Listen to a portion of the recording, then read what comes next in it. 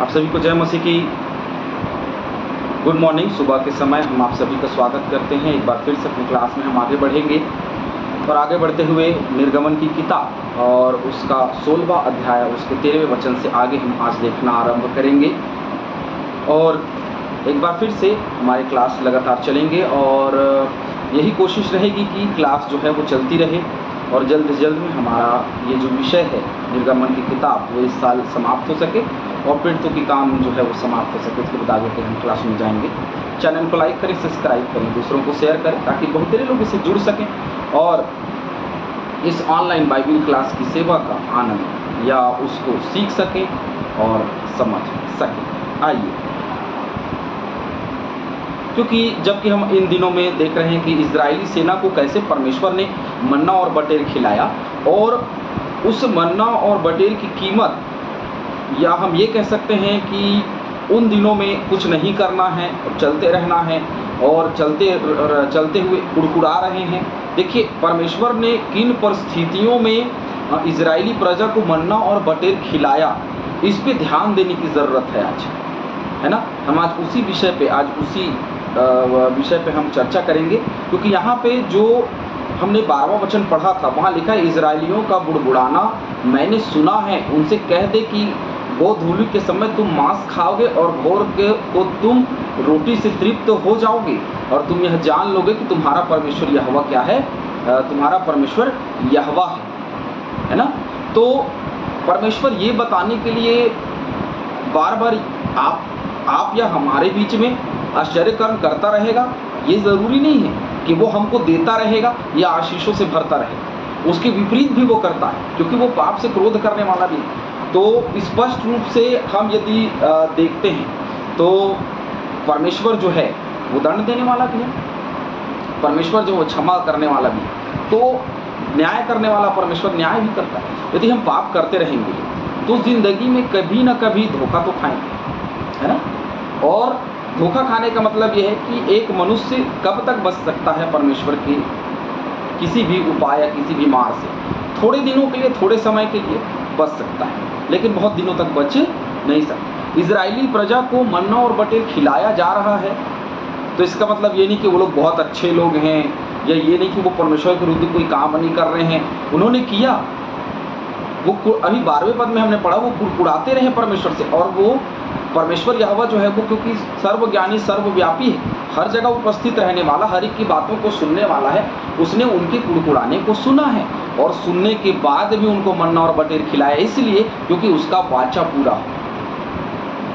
जो वादा उसने किया था कि वो उनको दूध और मधु की बहने वाले स्थान में, धारा बहने वाले स्थान में लेकर के जाएगा, और इसीलिए परमेश्वर ने उनको इतने कुड़कुड़ाने के बाद भी मन्ना और बटेर दिया। आज बहुत मसीहियों को ऐसा लगता है कि हम जो कर रहे हैं परमेश्वर हमको दे रहा है, वो इसलिए दे रहा है क्योंकि वो वाचा में बंधा हुआ है, उसने वाचा बांधा है, मांगो तो दिया जाएगा। वो जो उसको मानते हैं उनको आशीष के रूप में वो देता है, वो वाचा से बंधा हुआ है। लेकिन हम जब तक वाचे से बंधे हुए हैं तब तक परमेश्वर हमारी करता है, और उसने किया। लेकिन धीरे धीरे यही इजरायली प्रजा जो है वो 40 वर्षों में समाप्त हो गई, और वो नए जो बच्चे जन्मे थे, वो एक नई पीढ़ी जो है वो कनान देश पहुंची। पुरानी पीढ़ी में से कौन है जो पहुंचे? जो अगुए हारून के साथ वही पहुंचे और बाकी सब मर गए। अब सोचिए, मूसा भी जो है वो मर गया। क्यों? क्योंकि उसने परमेश्वर की आज्ञा का कहीं ना कहीं उल्लंघन किया। तो परमेश्वर पे बुड़बुड़ा रहे हैं, आज हम भी बुड़बुड़ा रहे हैं और परमेश्वर हमको आशीष दे रहा है। इसका मतलब ये मत समझिएगा कि परमेश्वर आगे चल के हमारे विरुद्ध में कुछ नहीं करेगा।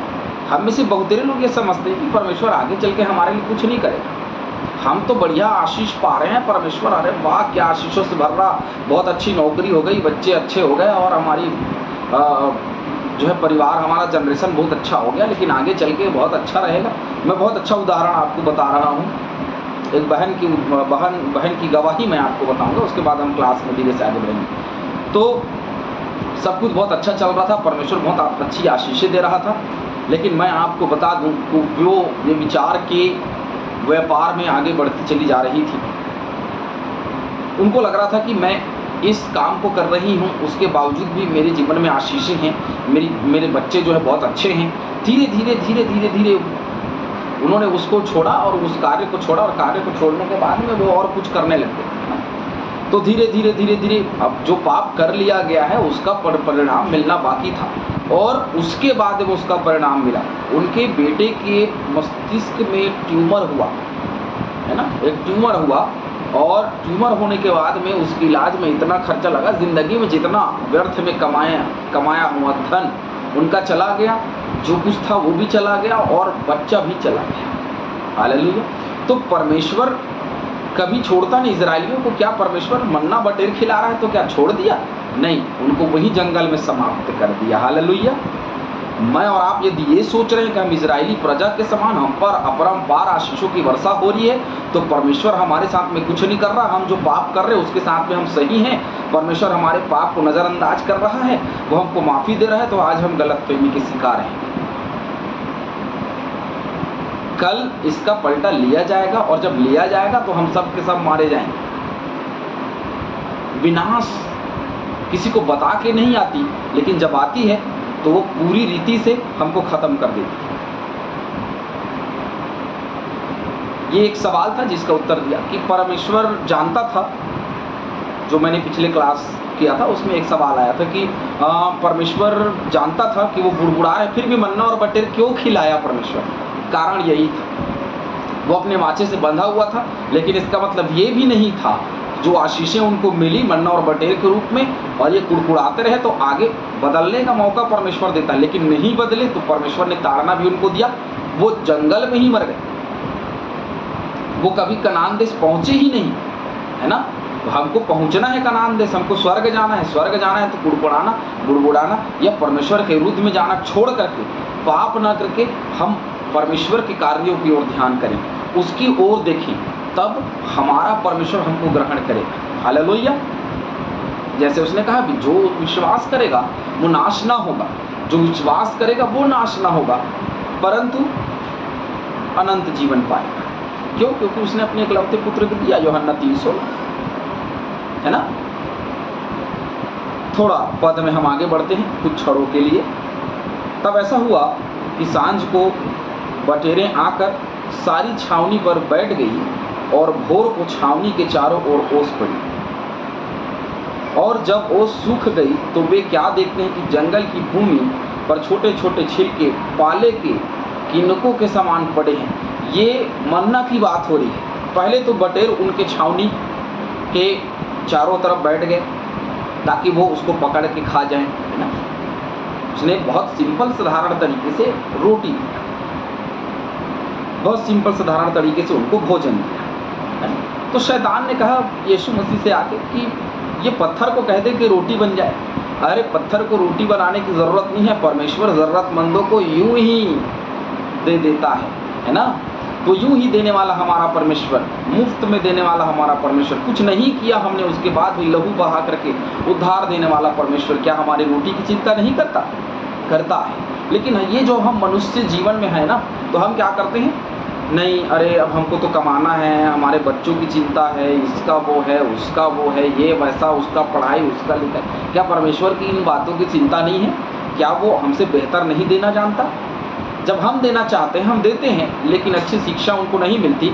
एक समय ऐसा आता है कि वही बच्चे जो हैं वो परमेश्वर के विरुद्ध चले जाते हैं, और साथ ही साथ माँ बाप के विरुद्ध में चले जाते हैं। तब लगता है लोगों की नहीं, हमने परमेश्वर के विरुद्ध में जो किया आज उसका परिणाम हमको मिल रहा है। हालेलुया।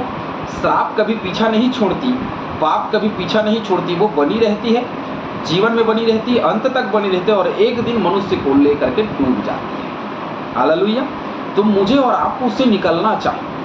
यदि मैं और आप उससे निकलेंगे नहीं तो गड़बड़ियाँ पैदा होगी। यहाँ छावनी की चारों ओर बटेरें बैठी हैं, और बटेरें जो हैं वो उनके भोजन वस्तु के लिए कभी परमेश्वर के लिए अच्छा शब्द नहीं कहा। ये कुड़कुड़ाते रहे कि मिस्र देश से ले, लेकिन उसके बावजूद भी उनको बेहतर से बेहतर परमेश्वर ने दिया।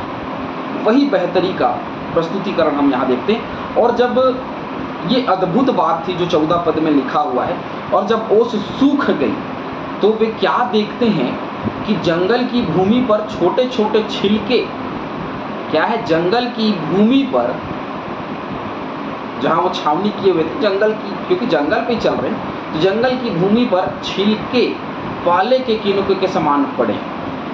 अब ये छोटे छोटे छिलके हैं जिसको देखिए स्वर्गीय भोजन का कोई वर्णन कर नहीं सकता, लेकिन जो वर्णन किया गया वो बताया गया कि एक छिलके के समान, कोई सा भी छिलका आप देखेंगे, धान का छिलका होता है ना, और किसी दाल वाल का छिलका होता है, उसी छिलके के समान वो ओस की बूंदें जो हैं पड़ी। और सुबह उन्होंने जब देखा जंगल की भूमि पर छोटे छोटे ओस सूखने के बाद में, जब ओस पड़ी तब तक ओस पड़ी, जब सूखी तो वही ओस सूख गई और सूख करके छिलके के समान हो गई। ओस सूखने के बाद में किसको दिखाई देती है, सबसे पहले तो ये बताओ, किसी को दिखाई देती है क्या? नहीं। लेकिन ये स्वर्गीय भोजन जो परमेश्वर ने बरसाया, मैंने कहा ना, बटेर जो यहाँ का था, जिसको परमेश्वर ने कहने से बनाया था पशु पक्षी को, वो था, लेकिन ये जो मन्ना उसने दिया ये एक स्वर्गीय भोजन था। बहुत लोग इस पर वाद विवाद करते हैं, बहुत लोग इस पर वाद विवाद करते हैं, हम इसके विषय में आगे की क्लासों में चर्चा करेंगे। लेकिन ये जो मन्ना है वो एक स्वर्गीय भोजन है और स्वर्ग से उतरा हुआ ओस के समान था। ओस सूखती है तो गायब हो जाती, लेकिन ये ओस ऐसी थी जो सूखी और सूख करके छिलके के समान खाने योग्य हो गई। हालेलुया। अब 15 के बाद हम आगे पदों में पढ़ेंगे तो देखेंगे। अभी तक के लिए हम इतना ही क्लास, क्योंकि एक सवाल था हमारे बीच में, भाई ने बहुत सुंदर सवाल किया, प्रभु आपको बहुत ऐसे आशीष दे। ऐसे सवाल आप करते रहिए तो हमें भी लगेगा कि नहीं, बहुत लोग हैं जो बड़े गहराई के साथ में वचन को सुन रहे हैं, देख रहे हैं। प्रभु इस क्लास के द्वारा आप सभी को बहुत ऐसे आशीष दे। आमीन। हालेलुया।